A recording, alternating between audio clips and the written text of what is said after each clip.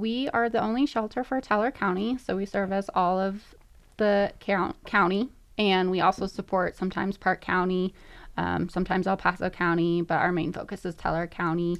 We're small. We only have about 12 kennels. Even though we're small, we help about 1,000 animals a year, though.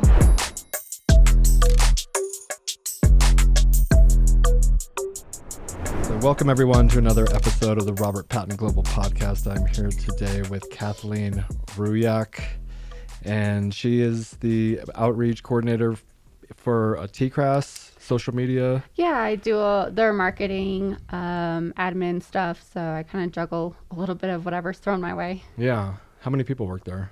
I think right now we have about 12 full-time employees. Jeez. Not full-time.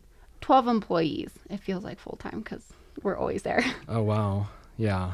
We're always here, kind of, but we only have like 9 employees. But you're dealing with animals. Yes. And got to clean them. We just put the underwear in the bins. That's a little different. Yeah. So can you tell us a little bit about TCRAS? Yeah, so we are the only shelter for Teller County, so we service all of the county, and we also support sometimes Park County, sometimes El Paso County, but our main focus is Teller County. We're small. We only have about 12 kennels.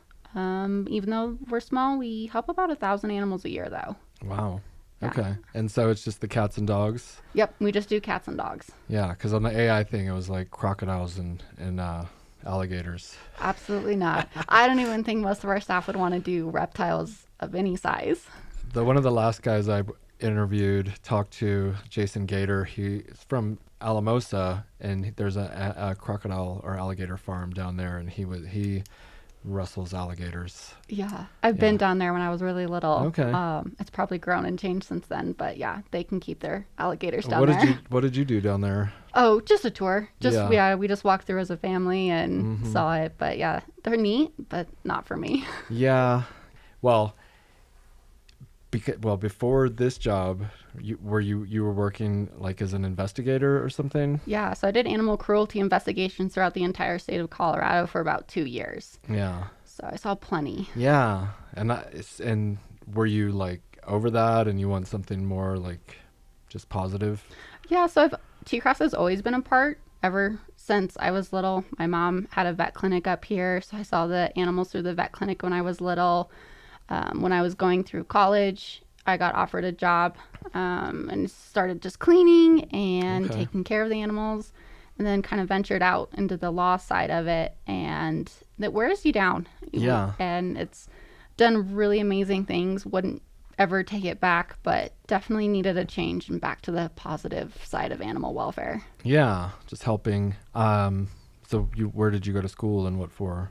I went down in the Springs to UCCS for 2 years, and now I think it's a state school, but it was Pikes Peak Community College. Oh, yeah. And I got a degree in psychology and focused a lot on trauma, and thought that's the route I was going to go, was trauma counseling, animal therapy type of work, and then life deviated.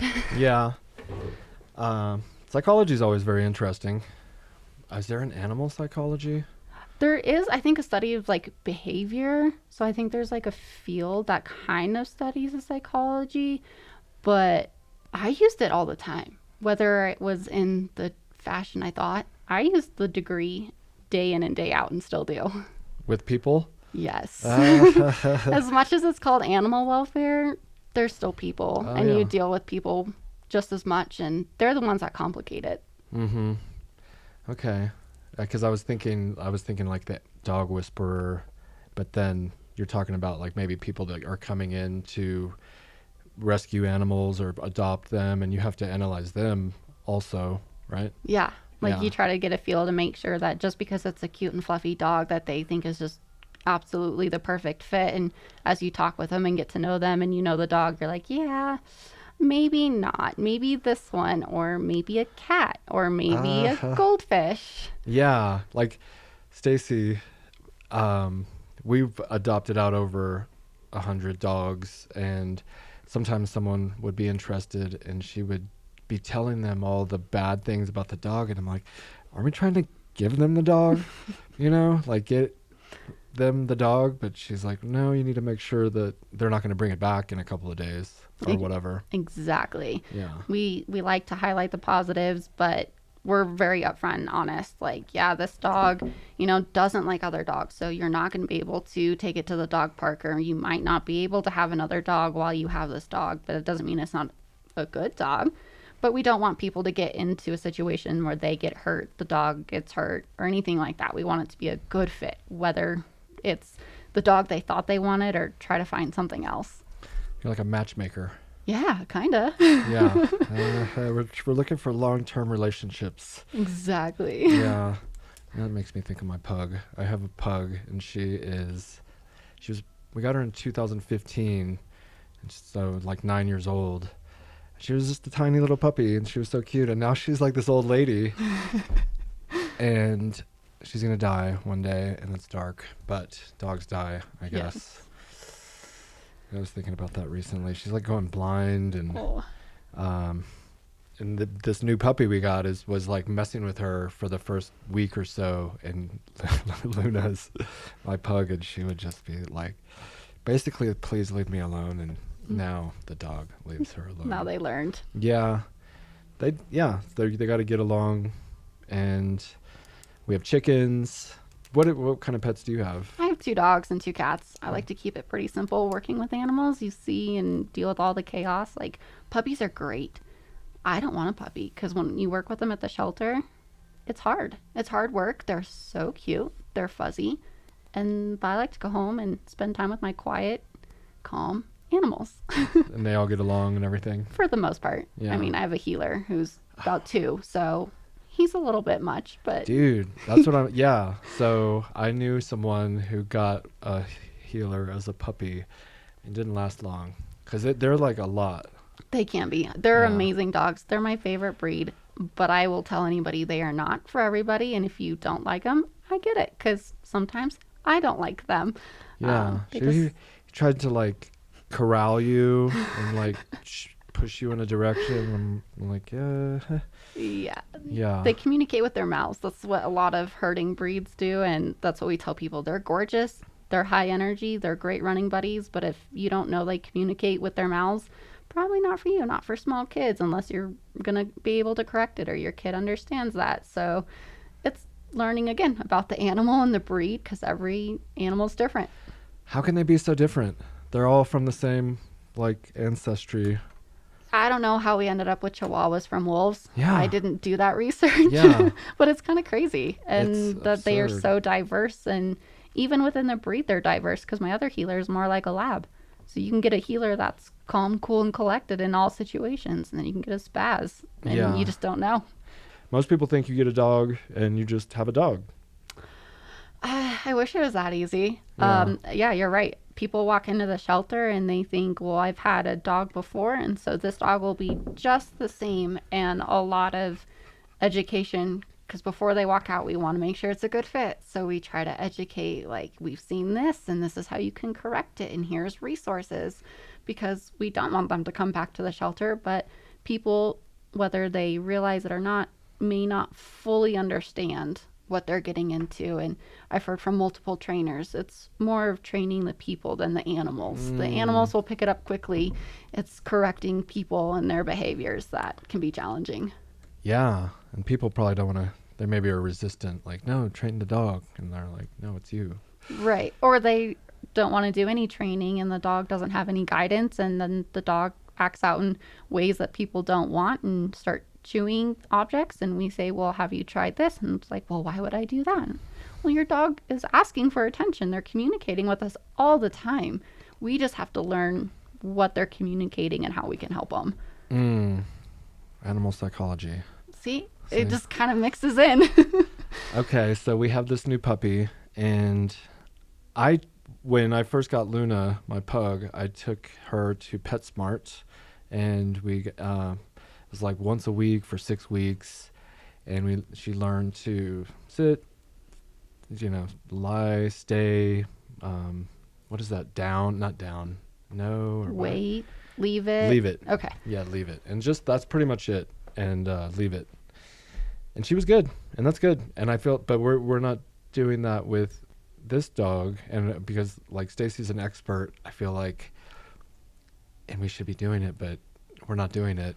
And so, and we have 3 other dogs. So I feel like we need to separate her from those dogs and like just take a little bit of time.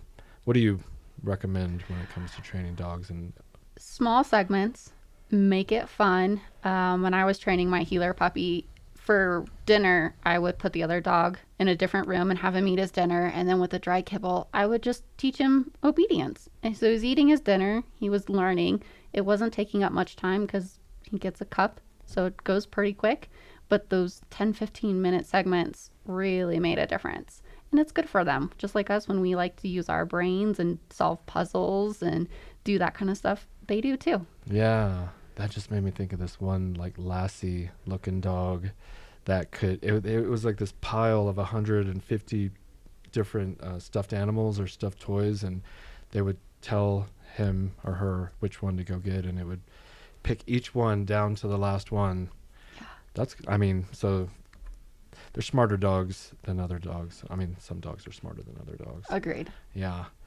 I don't know if you want a super smart dog. I like my pug. They can be challenging. Smart dogs are great because I feel like they know what you're saying, but are smart enough to ignore it. That's how I feel with my dog. Is he's so smart, he catches on to things, but other things he knows he's not supposed to do, and he looks at you and he's like, yeah, I know I'm not supposed to do this, but I think I'm going to do it anyway. I could totally see that. They're like looking at you like, you're like, no. Like, yeah, I'm just going to. Yeah, exactly. Sorry. Oh, yeah, that's what I was going to say. But, well, because I like gave a speech yesterday. I go to this, what is it? Toastmasters here in town. Do you know what that is? I've heard about it. I haven't gone to it. Isn't it where you like learn how to do speeches and practice giving speeches? Right. Is that what it is? Yeah. So I was rehearsing for like 3 days before, and it was a long, like trying to memorize a 7-minute speech, and I did not do that great, but the process of trying to learn it and the repetition, and it was really kind of like exercising my brain. Mm-hmm. I think that's where that came into play, and I did like it, and it's pushing you beyond your boundaries of everyday life. You know, just kind of like going through the motions. You're trying to always improve. Mm-hmm. Do you do stuff like that? I think I've done it without really noticing that I've done it, just through starting at the shelter where I did and just always wanting more. And so what can I learn now? What can I do now? And that led into the whole world of law enforcement, because I never saw myself wanting to work in law enforcement. It was one of those fields that I was like, yeah, not for me. And then I found myself in it. And How did you find yourself in it? Well, so, about 25, I needed health insurance. The shelter didn't offer it. I needed to make some more money after school. So the job opened up. And so I worked for Teller County Sheriff's Department as the second animal control officer for about 2.5 years. I did that. So covering the entire county, dealing with noisy dogs, dogs at large. What else did I do? Horses. So I got to do some horses, cruelty cases. Yeah. I saw something online where like it was like a neglect of horses or something, or maybe it was dogs. One of those. Neither one of those ringing a bell. Depends on where you found it. Yeah. I didn't have a lot of cases in Teller County, but I had several very large cases throughout the state. Yeah. That involved horses. I had one up in north central Colorado, where there was 188 horses involved in it, and we removed 144 of them in the middle of winter. Where do you take 140? We took them to Franktown. There's a facility there that takes in neglect cases for horses, so we trailered them all down there. So could have been that one that you found. I saw it was a horse in a trailer on the image, and it was very brief, kind of just going over to have a couple of talking points or whatever. But and then I was like, I don't want to get into anything super dark either. Yeah. But that sounds positive. Like if you took them to a place where they could run the pastures and yeah, they rehabilitated them, put them up for adoption. So it was a great facility, and I think that work, although it is really dark, was also really impactful because not only did I see the neglect, but I could physically remove them from Yeah, it. I would yeah. work with law enforcement with search warrants and physically go in and remove them. And that was so rewarding because you're literally removing animals from suffering. Yeah. So had that big one. I had another big case down in southwest Colorado where we removed 157 animals that ranged from pigs, goats, horses, cows, dogs, chickens, turkeys, you name it, they had it. So They were trying to do something, it sounds like, but maybe it went so wrong. It went so wrong. They were trying to be like self-sustaining. We're gonna have a farm, and what like overview what went wrong. They didn't have enough resources probably for they could have cared properly for maybe a couple goats, a few chickens, and a couple dogs, but they didn't have the resources or capability of caring for that many, and they didn't stop getting them. So now we had animals that had never been out of an enclosure, animals that were needed vet care that never received it. So it was just good intentions, I think, maybe in the beginning. Yeah. And I think that's how a lot of the cases started, was good intentions, poor action. Execution, Yeah, it just didn't work out. And instead of asking for help, they just kind of kept it to themselves, and mental illness pulled in and just couldn't let go. Wow, they're like hoarding animals. Yeah, that was a lot of the cases, was hoarding. Whoa, man. And yeah. that's everywhere. I mean, we at the shelter up here are helping a couple cases and have had many cases of hoarding come through the shelter. So it's everywhere. And although we're small, if there's a situation, we're not going to say no. We're going to rearrange. We're going to call foster families. We're going to make room for those animals to come in because they deserve better. Man, because like Angela from The Office, she has like 9+ cats. And is that what you mean by hoarding, or like what? Or So people like to say or I wish people would say there's a number, but it's not. I mean, if you can care for 9-10 animals and everybody's happy, healthy, clean, and receiving vet care, awesome. Yeah. If you have 5 animals that are living in poor conditions that you can't care for, that's a hoard. And if you're not willing to give them care, help them find new homes, then you're hoarding them. I just had a flashback to I had left something at a friend's house back in California, and they went out of town. And so I go in the house, and there was a dog there that they had left in the house. And I guess they left like a pile of food or whatever. There was just shit everywhere. And I was just like, this is not properly taking care of this animal. Yeah. And it made me think much less of those people. I don't think I did anything to fix it, but it was weird. Yeah. That sounds like that was just one dog. It was a giant dog too. Yeah. Big piles. Yeah. Oh, but so, like, were you like a detective snooping out different cases, or I'm assuming people like called you and Yeah. So the title was investigator. Yeah. And we worked with jurisdictions all around the state. And so we would get them from, let's say, someone driving by and seeing a thin horse along the highway. If they didn't call their local sheriff's department, they might call us. And then we would go down and assist the sheriff's offices with those investigations, because animal investigations are very different than people investigations. Yeah. Okay. So they call you, and say that again? So they would call us, and then we have to work alongside the sheriff's department. So I would normally have a point of contact and say, hey, do you know this horse on County Road 100? They'd be like, nope, never seen it. And I would be like, okay, well, do you need me to come out and help you with it, or do you want to look at it first? And so depending on that, I would drive to wherever. I covered the Western Slope. So sometimes it was 4 to 6 hours of a drive. Wow. Beautiful scenery, but a long drive.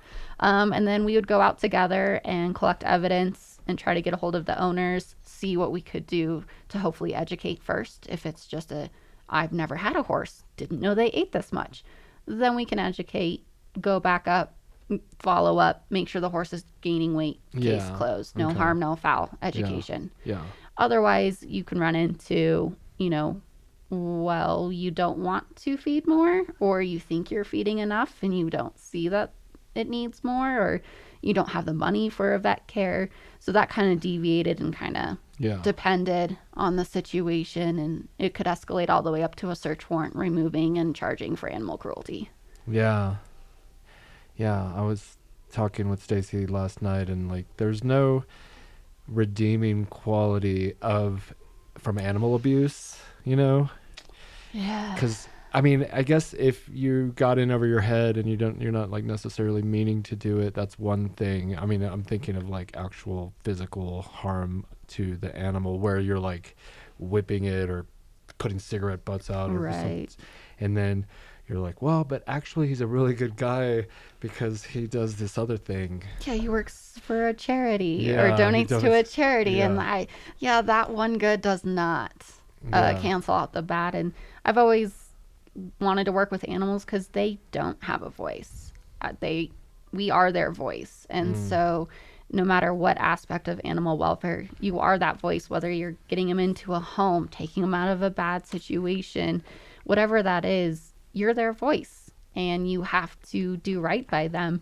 And there's really no excuse. There's mental illness when it comes to the hoarding and me not seeing that kind of neglect, but there's no reason for that physical abuse. Yeah. They're very innocent.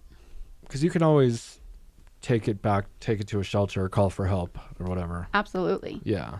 Yeah. If anybody's listening, and thinking, wow, I really don't want this animal anymore, then don't have the animal. Take it to a shelter. Don't leave it on the side of the road. Yeah. There are people out there wanting to help you. Yeah. You just have to be willing to take that step to find that help. There's like shame. I mean, this is another horrible personal story, but like my dad did that. He like didn't want to like care for the dog anymore, so he took it to a park. And this is in California. My dad's dead now, but anyways, and just let it go, And then my brother found it, and he was so pissed. And then they almost like never talked again. Yeah. It was a weird situation, but I feel like he either felt shame to go turn it into the animal shelter, or didn't even think about no, that was an option. He probably figured somebody will get it and take care of it. Yeah, I think that's a very common feeling is, well, I'm failing because I'm surrendering, or I'm doing something wrong by bringing this animal back. Mm-hmm. And we work really hard at TCRAS to not, shame because, we tell people, again, when they're adopting, if this is not a good fit, bring it back. It may seem perfect here, but that doesn't mean that there's other circumstances that we aren't even aware of, you're not even aware of, that make it a bad situation. And bring it back, because that way it's safe. It's not going to get hit by a car. And it also allows another opportunity for that animal to find their forever home. It is a stigma. I got a dog in college off of Craigslist and thinking, this is great, and then I got it and it wasn't great. And I felt guilty. I didn't return it to a shelter or anything. I found another home just on my own. But even doing that and knowing the person I was going to, I felt that guilt. Yeah. So when I talk to people, I'm sure it doesn't feel good, but it doesn't mean it's not the right choice. Yeah. But it's because you don't want to admit you're failing, and that is a weird psychological hurdle to overcome when you're in over your head or whatever, and you just don't know what to do. And so that's really great to hear, for someone listening, and you might know someone who has an animal that they can't really take care of, and just it's okay, just take it to a shelter or whatever. I don't want to encourage that per se, but I mean, the shelter environment is hard on animals. That's just how it is. We do our best to decrease that stress, but it's better than, especially up here, being lost in the woods, or just having that panic. We'll help the animal at the shelter adjust and do what we can, but it's better than the alternative. What would your ideal shelter look like? Oh my goodness. I used to lay awake thinking of this, and that's how I would fall asleep. I, something that feels more like a home than a shelter from a staff perspective, having guillotine doors where it's inside and outside instead of like our shelter, we have to leash every animal and walk them Right. outside. Yeah. But I've seen shelters where they have like almost like a box. It's not a good descriptor, but like instead of a kennel where it's all open and it's very loud, Yeah. the animals are kind of more in boxes and they can play calming music and have it much more quiet and relaxing for that animal. So it's more of a positive Sanctuary. experience. Yeah. Yeah. Or having a bunch of land and Yeah. having really big facility to have them be able to run and play like dogs should. Right. Yeah. Because you walk in shelters and you see them, they're all in their little cubicles and they're all barking and it's loud and you're just like, yo, this has got to be stressful because it's stressing me out. Yeah. And their eyes and ears and all of their senses are heightened than ours. So if we're overwhelmed, Yeah. even though they're the ones causing it, it's overwhelming to them too. Right. Yeah. And then, so we walked through T-Crass and there was a bunch of like kind of larger sized dogs, not like giant, but like medium sized dogs, not like small dogs. Yeah. And that just occurred to me because bigger dogs are probably a little bit more difficult to take care of. And but I'm sure you get both, but can you? Yeah, so it varies. We have a lot of interest in small dogs, so when they do come in, they don't typically stay very long. Yeah. But also the catch-22 of that is up here, small dogs don't always do as good, just because of the weather and environment Yeah. and the wildlife. Yeah. So we try to bring them in. They get adopted really fast, but if we filled our kennels with small dogs, they would also sit there. So we always are trying to work on finding dogs that people want, that'll do good, that need help. So yeah, we typically are gonna have your medium to large dogs, and then the small dogs are gonna be in and out pretty quick. And then how do you price? Okay, so people probably think, well, I'm adopting this dog. Why don't you just give it to me? I'm going to try to help it.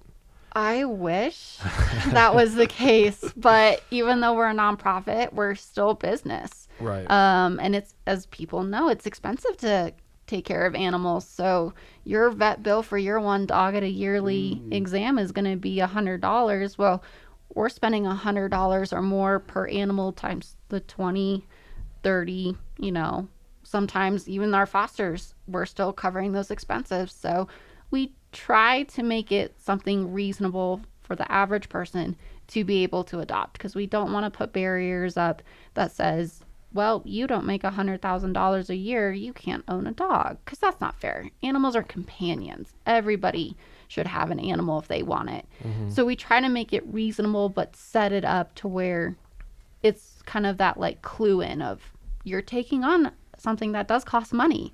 Like if you can't afford the $120 adoption fee, $150 adoption fee, then maybe a dog isn't for you. Maybe let's look at a cat where, yes, you're still going to have bills, but maybe $75 for an adoption fee or $50 for an adoption fee is kind of a shrink of what the total cost could be. Wow. Okay. So that gives you a perspective on how much you would be spending on a dog versus a cat to adopt it, but also like long-term care. Cats are cheaper to take care of. If you're gonna buy all of the fun jungle gym, I'm gonna say no.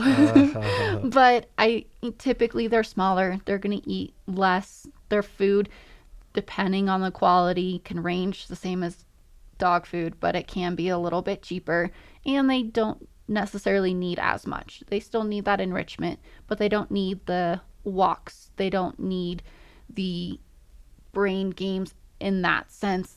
Playing with a feather toy is stimulation for a cat. Laser. Yes, Yeah. laser pointers.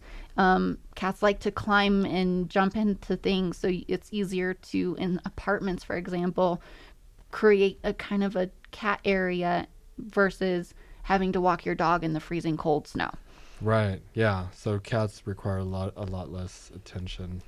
I think it's just different. I think people think that cats don't need that stimulation and attention, and they do. It's just different. Yeah. It's just a little bit easier for somebody who may be a little bit more disabled to play with a wand toy or a laser pointer than it is to take a dog for Yeah. a walk. Yeah, for sure. I mean, that's what I mean. It's just like, and cats typically it's on like their terms when they're going to be affectionate or not. Yes. And dogs are like, it's pretty constant, at least for the most part. Yeah. Seems like. Yeah. Yeah.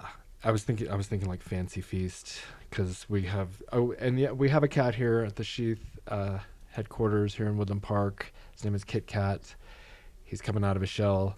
He's so sweet. Yeah, and he's available for adoption. So we're like an extension of T-Crass here. Yeah, we've already, we can't do this work without our fosters and our volunteers. Like, yes, we're small, but because you guys have Kit Kat, we can now bring in another cat that would otherwise be somewhere else to his kennel that you guys opened up. And he's still available. He's still thriving, if not doing better, because it's much quieter here. It's calmer, but there's still that interaction. So fostering opens so many doors. It's incredible. Yeah, we've done that. We did about 100 dogs, and then took a break, and now we're doing cats. I thought I was allergic to cats. It turns out I don't know exactly. I don't get too close to him, but the last one we had, Yuri, Yeah. who we adopted out, and I miss him. He actually was really cool. Yeah, he was a neat cat. Yeah, and then, but I never had any adverse reaction. I think I might be like a little bit clogged or something, but not clogged, like just a little like. Yeah, and I've never had allergies, so I count myself lucky. But Yeah. I've heard that sometimes it depends on the cat or the dog. It's just their DNA and their dander that they put off. And one cat you might be allergic to, and the other one completely fine with. Yeah, I think I maybe I just outgrew it or something. All right, so the cost is reasonable, but you have to pay, and like anything free is gonna be like, you don't maybe take it seriously enough or appreciate the value. Yeah, there's a responsibility that comes with, adopting, and our fees are there. And again, we try to make it reasonable, and we also try to give a lot with our adoptions. With every adoptions, we have the animal spayed or neutered. We cover vaccines as long as up to the age appropriate vaccine. They're microchipped, which is registered upon adoption. In the packets, if you adopt and live in Teller County, you can get a free vet exam. So we really try to, not only with knowledge, but paper, so to speak, of sending them off with the best start possible. Yeah, a good bill of health and taking care of all the hard part in a lot of instances. Do you administer COVID vaccinations? No. That was kind of a joke. I'm not sure. I think they were talking about giving them to animals at one point. I don't know if that ever happened. Did you ever? Not to my knowledge. I wasn't necessarily in the shelter world during COVID, but to my knowledge, we did not come up with an animal vaccine. Okay. And then another like controversial maybe direction. We have this is horrible. Like a lot of illegal immigrants are flooding into the country, and we're taking care of them. In a lot of areas like Denver apparently just shut down a lot of services to residents. And we're giving housing and money to migrants, which I'm kind of like all for, although obviously there's a tipping point where it becomes problematic. So maybe like doing it through the legal process. And point being, if we can take care of them, why can't we take care of the animals? Yeah. And do you get federal or state funding at all? We don't. No, we're a nonprofit, so our county supports us. We are in a county building, and they help us maintain that building. It's an old building, so unfortunately there's a lot of repairs that are ongoing. This house over here or the one up in Divide? Okay. Yeah, so that one's going to be the county building, but that's what they offer. We don't have we have a contract with them, but we don't get the state and government funding for this. So everything that we do is fundraising based, donation based. So that's also where we kind of need adoption fees is to Of keep course. us afloat. Right. Yeah. I mean, nonprofits, you still pay your employees, you Yes, know? we do. Yeah. And people don't necessarily think of that. Yeah.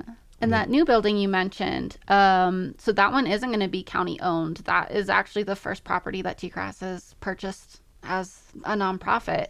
And it'll be a resource building for the community, extra space for admins. Because like you said, you've walked through the shelter, you know that there's not a lot of space. Yeah. So it'll be offices. We can do trainings down there. We can do meet and greets with, let's say, a really shy dog. Yeah. And somebody wants to adopt it and they have another dog. Probably not going to go super great at the noisy shelter. So let's bring it down to Woodland Park where it's a little bit more house centric and way quieter and less stimulation, and give that dog a better chance of having a better first interaction. Better first impression. Yeah. Yeah, exactly. Because I walked into that, and many different, like Humane Society and T-Crass, and there was one that got shut down in the Springs. I forget the name of it, but kind of stink, actually. You guys didn't stink. Oh, thank you. We really try. Yeah. And it's hard sometimes with a lot of animals to not make it smell like a shelter, but we definitely try. Yeah, I mean, because there's a lot of cleaning.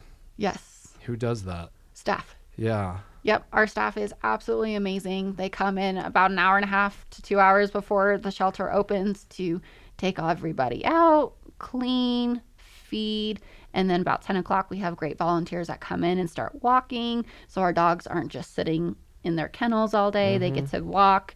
And then we have people coming in to clean the cat room and hang out with our cats. So we really try to make, even though we're small, try to open it up to as many people that want to help, because we need the help. Right. Yeah. And I remember we were there and someone was kind of taking one of the dogs for a walk, and all the other dogs were like, "What about me?" Ruff, ruff, ruff, you know, and there was a little bit going on there. But it's an area. It seems like there's land, but it seems like dirt. You know. Yeah, basically we sit in a dirt parking lot. Yeah. And we do have the walking trail that if you head west a little bit, there's a nice hiking loop. Right now it's probably a mud fest, so not a lot happening there. But yeah, there's not a lot of great walking trail, but there's plenty of space to walk. And when it snows here, like a foot or whatever, and it doesn't melt for months, then what do you do?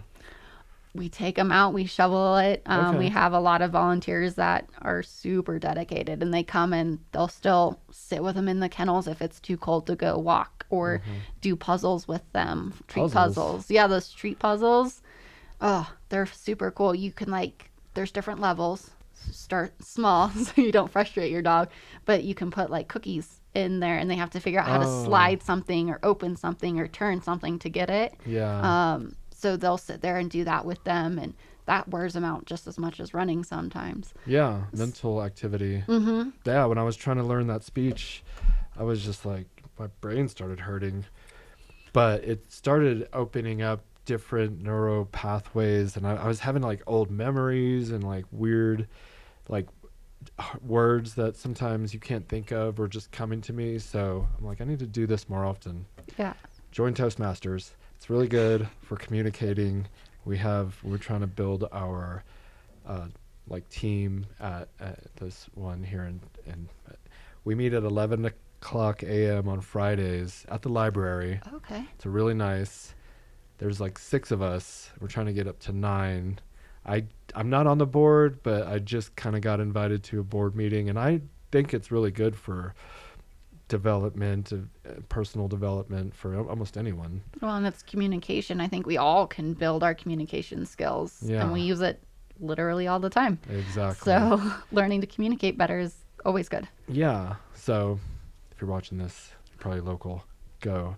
It's so cheap. It's like $80 for 6 months. Oh, that's not bad at all. Yeah. When I first heard about it like 20 years ago, I was under the impression everyone's wearing like tuxedos, and it was really fancy kind of environment where you had it. I don't know. I felt like I was kind of out of my league. But when you go, it's very welcoming, and it's pretty casual for the most part. But there is pressure. Because I'm preparing for my speech, and I'm like, it doesn't really matter. But like, because you put all this pressure on yourself, and then I'm like, it's not gonna, like, the world's not gonna end if you don't do this speech perfectly. But you do need pressure on you to do your best. Mm-hmm. And you're going to be getting up in front of, even if it's 3 people, they're going to be judging you, literally. They take notes as you talk? Yeah, because you get evaluated, and they're so nice, though. Trust, like, I did so bad, and they were so nice. And I didn't do that bad, but I actually need to watch it. They recorded it for me and sent it to me. I'm going to watch it. I had a moment where I kind of lost my place, and I had to check my notes, but I was literally shaking. It's that adrenaline. I think Yeah. anytime we do something that's just slightly outside of our comfort zone, even, you start to shake. Yeah. It was, I'm like in the middle of it. I'm like, okay, this is happening. But just want to throw that out there because I'm finding a lot of benefit, and I've done hundreds of these podcasts, and I still get kind of nervous doing these. I used to get more nervous because I've interviewed like UFC world champions, and this guy Michael Malice, he was probably the one I got the most nervous for. We have a Michael Malice pair coming out in about 2 weeks. He's a podcaster, and he's been on Rogan like quite a few times. He actually mentioned us on Rogan, which was really cool. And he's an underwear model. Why am I saying this? Because I got like nervous, and then there was another time, Raquel Pennington, she's in the UFC, and yeah, so I had like a moment where I'm like, I don't really know where to go with this. I'm not a professional. I'm just talking. Yeah. I run an underwear company. I'm not like, I do this for fun, Yeah. and as also as an exercise, Yeah. in communicating and learning, talking to different people and learning, and through a conversation. Yeah. This is the first podcast I've done. And it's going great, I think. Yeah, absolutely. I think I've listened to plenty of podcasts. It's just, like you said, it's new. And I think anytime something's new and you're not sure, you get nervous. But once you do it, you're like, oh, that wasn't that bad. Yeah. And every time, at least recently, me and the guest, when it's over, we're like, oh, that was dope, and that was fun. And it went really cool because these days, we're so distracted from our cell phones and everything that to sit down and have like a old school conversation, Yeah. it's like a real conversation. It is different. Yeah, yeah. even the news, like being on the news doesn't feel like this because it's, short answers. You have to Yeah. think on your feet. There's all the lights and camera, and you don't ever like feel like you get to know the person asking you these questions. So fast. And so, yeah, this has been awesome because it's something new. Yeah. We were both on the Living Yes. Local for the Puppy Bowl, which I don't know if we got much. Did you guys get footage of that? I don't think they ever sent us a link now that you say that. Yeah. But, and then I had been on, I went to the studio and they interviewed me for 2 segments, but they go so fast. Yeah. And then you're just like, okay, well, that was I that was don't cool. even remember what I say half the time. Like, it's over, and I was like, what happened? Uh-huh. Okay. Yeah. I don't know how they stay in business really with that model. Yeah. But I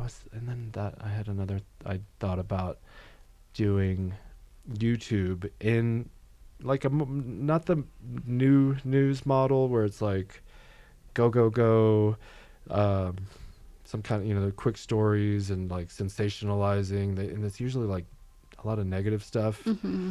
but like in the 80s or 70s news style programming where they're just telling you the facts, and Not just adding any of the extra. opinion. Yeah. Yeah.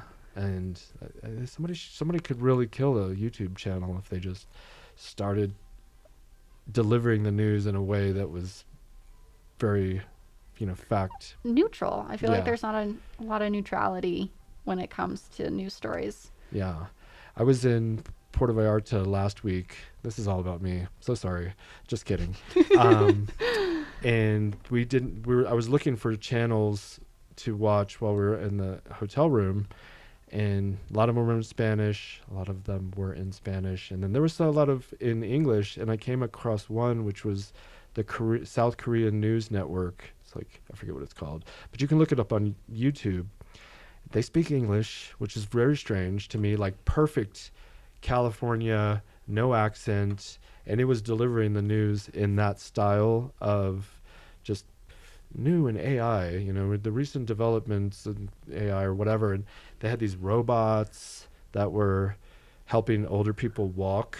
Oh, Not wow. robots. It was like this exoskeleton type robotic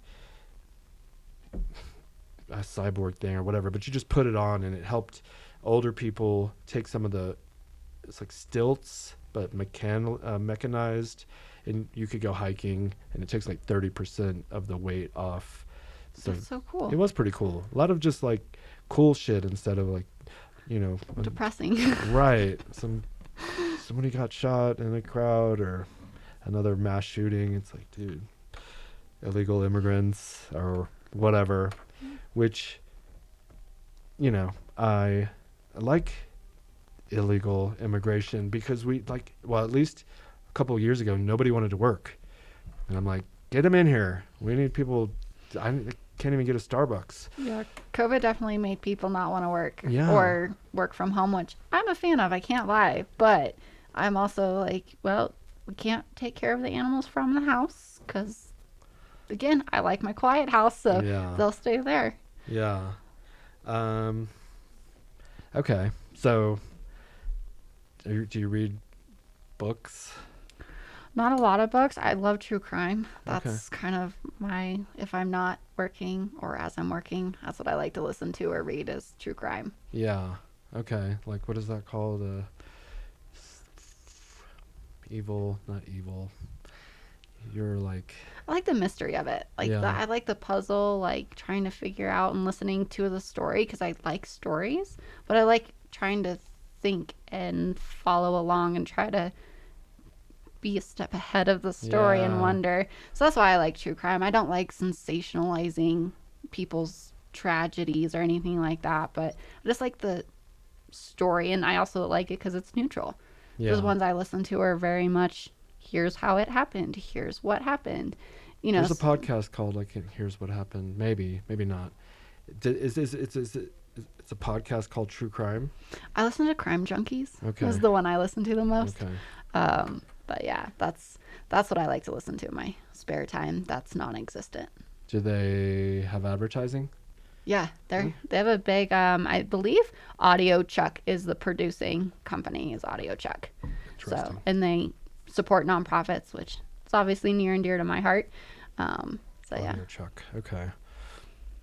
Just curious because we sponsor a lot of podcasts, SHEATHunderwear.com, and those are that's like, I don't ever listen to story. Well, I listen to Tuesdays with Stories, but they're just talking about their week, but not like a whole crime and from start to finish, and it's probably somewhat historical, I guess. Yeah, it can be. Yeah. Yeah, some of them are really old and some of them are more recent. Yeah. Just kind of a grab bag. Right. Okay. You got your little headphones on and you're just like cleaning cages or. I do a lot of the social media stuff. Yeah. So building website, building posts, things like that. It's on in the background. Are you learning AI stuff at all? I'm dabbling in it. I don't want it to. I feel like it's going to take over the world, so I'm Yeah. trying not to use it, but it definitely helps, like, if I'm stuck and not knowing what to say or how to say it, plugging it in, and it's like, oh, why didn't I think of that? Yeah. Man, we're not going to have to think at all I know. soon. There was a funny reel where this guy got a chip, and his friend was asking him all these questions, and he knew like every single answer, but you could turn it on and off, which would be, I think it's coming. I don't think we can stop it. Yeah. Those who have control of it are gonna do it. Right, and it's not. It's like you got Google, you got ChatGPT, Microsoft, Apple, Amazon, Siri and Alexa. They're basically AI. Yeah. So I got into an argument with Siri. Not really, but you know how you'll ask them a question and then they go on this long, drawn out answer sometimes? I don't know. Like the tangent. You're like, I just the 2 words you said in the very beginning is all I needed. Yeah, don't throw me an ad for something else afterwards. And so I was like, stop. I forget what she said, but then I was like, calm down. And she's like, I'm calm. And it was the weirdest thing that's ever happened. I wish I had recorded it. That's why I like animals, because they argue with you, but not quite the same. Yeah, they're very good for like energy. And Yeah. do you get a lot of people that need therapy type animals?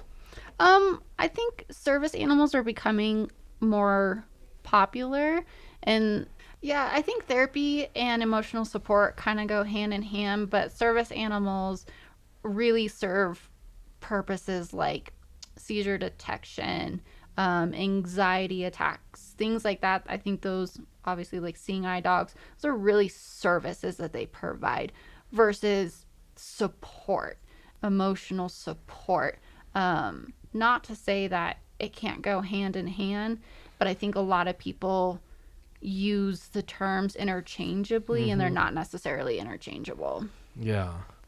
Like, cause back in the day, it was just like seeing eye dogs or whatever was like the thing. And now it's more for like anxiety and,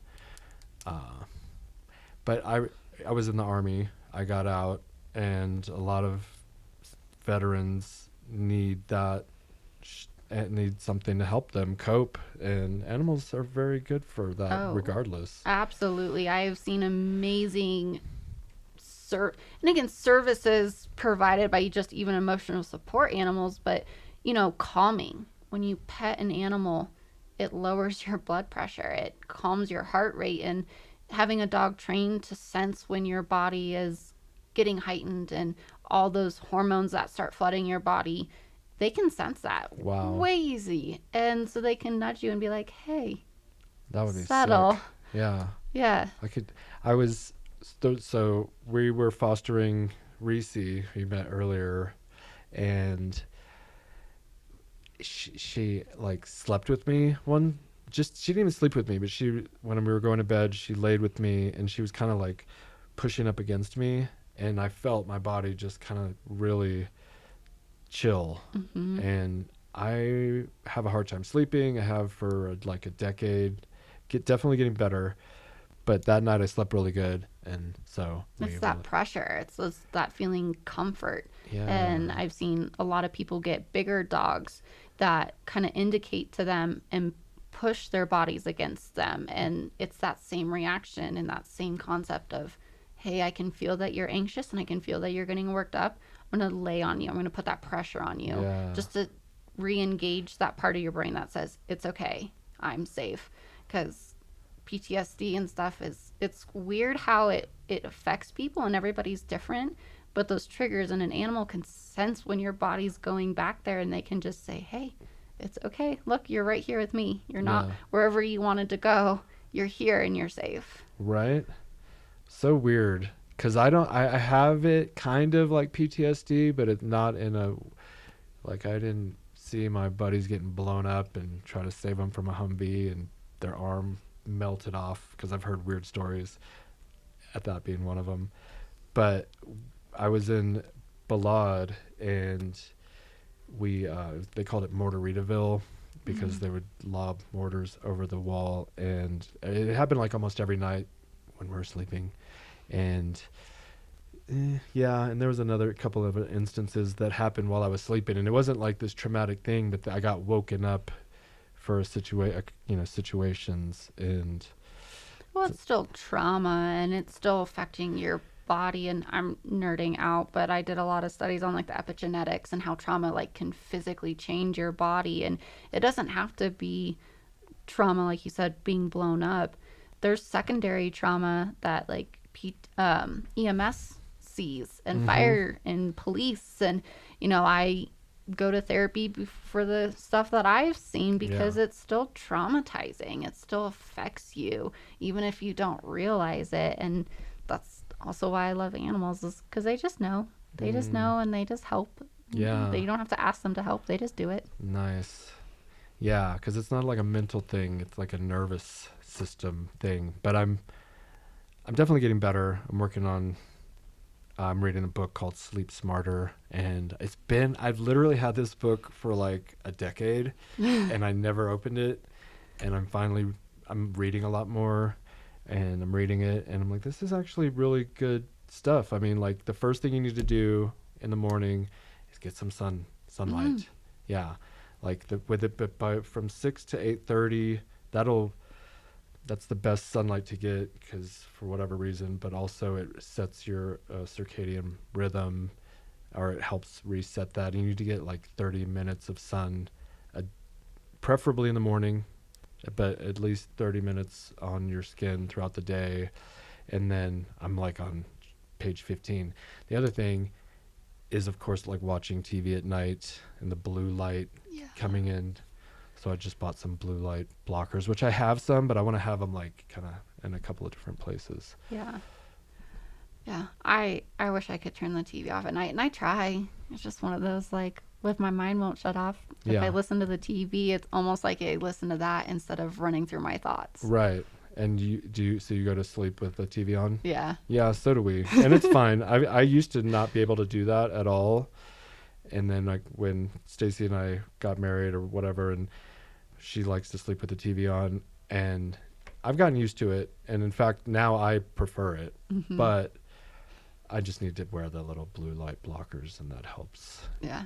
I think, because otherwise it's like you're staring into the sun.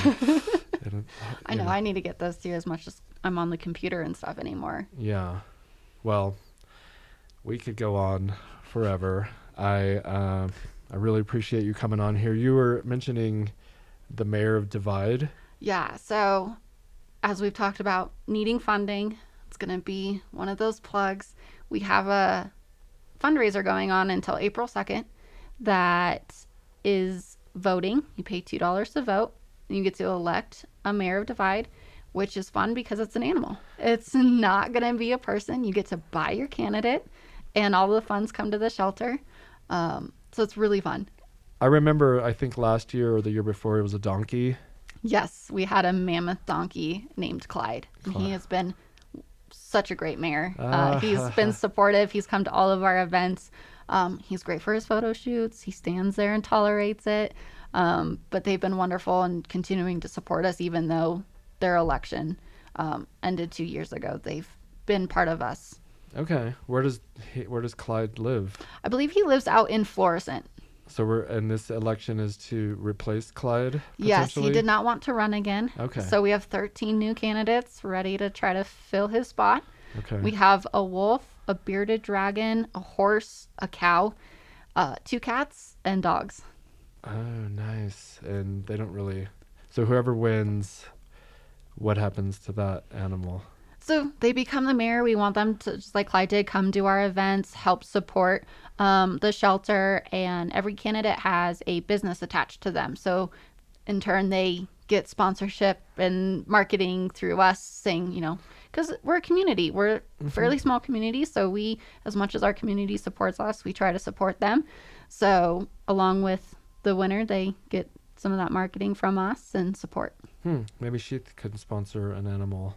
Are they already taken? No, everybody's who's already up, but you could still vote. Yes, it's $2 per vote. Yes. That seems pretty reasonable. Yeah, it should be more. I feel like anybody who hears it gives $2. That would make such an impact. Yeah.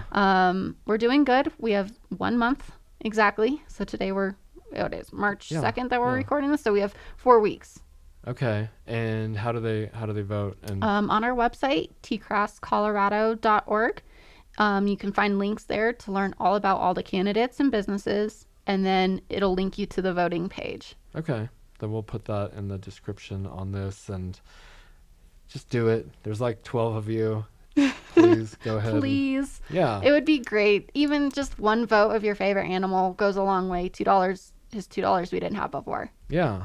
Yeah. And it's going to a good cause. And it'll, like some giving releases dopamine in your brain. You make you feel good. So, and it's a cheap give. And you get to buy a candidate for an election. Yeah. So, and even if you don't live in Colorado, you can still. Anybody, anywhere can vote as much as they want. Nice. Okay. Well, I like it. I'll be voting. And did you vote? I'm running it, so I'm going to stay neutral until maybe the end. Okay. Smart. Yeah. You don't want to. It's already rigged enough with people being able to literally pay for their candidate. So you can vote them multiple times. As much as you want. Okay. Oh, that's pretty cool. I like it. Okay. Well, thank you for joining me. That was fun. Yes, thank you. Yeah. And, T-Crass. Oh, and what's your social media? On Facebook, T-Crass, TCRAS, and then Instagram is T-Crass Animal Shelter with underscores. And it's just all the animals doing cute shit, or? Pretty much. Okay. It's, it's us marketing what we have going on, but it's really pushing out the animals to be adopted. And we are on TikTok. It's growing. Yeah. I'm learning. Yeah. So we're also on TikTok, just T-Crass. But yeah. But it helps if people follow and then they can share. Yeah. When people share those, I think that helps. It definitely, in growing. I mean, we've had people fly across the states to adopt an animal. I think one person from Washington saw a cat and they just had to have it. So they arranged flights to fly out to pick up this cat. Cool. So you never know. Yeah, exactly. You never know. Okay. Well, thank you again. Thank you guys for joining. That was fun. Love it. And I will be back soon. We're on a flex schedule right now. So I'm not doing them every week. Gotcha. Yeah. But we'll see you soon. Thank you. Have a good week.